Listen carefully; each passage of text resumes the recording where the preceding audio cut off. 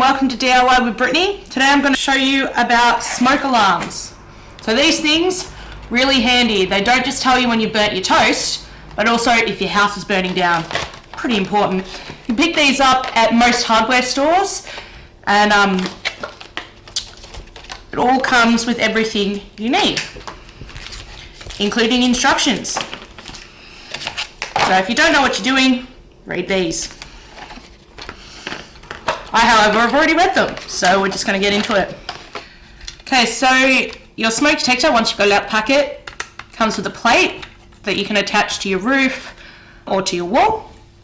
It comes with screws as well. You can screw it in. You see the other videos, you'll know how to screw things in by now. Now, it also comes with a battery, 9-volt battery. This one's wrapped in plastic, keep it nice and safe. Take it out of the plastic.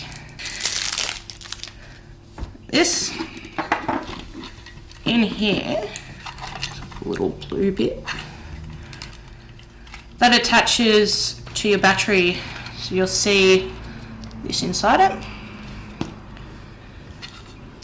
Different shapes, you've just got to match them up. So this one will go into this, vice versa.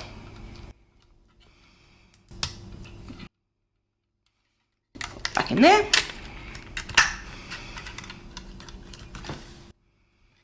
Now if it's working, you can test it with a little thing that says push to test. So you just press that. You'll hear that sound, it means it's working. If you don't hear that sound, you probably need to replace your batteries. You pick these up again, hardware stores, local shops. These are great, have them in your house, so you can change your battery whenever you need to. It will tell you if it needs to be changed, because it'll be a little annoying noise you can hear going off in your house all the time, little beep. That's telling you, change me, I need new batteries. Simple as that. And that will keep you safe.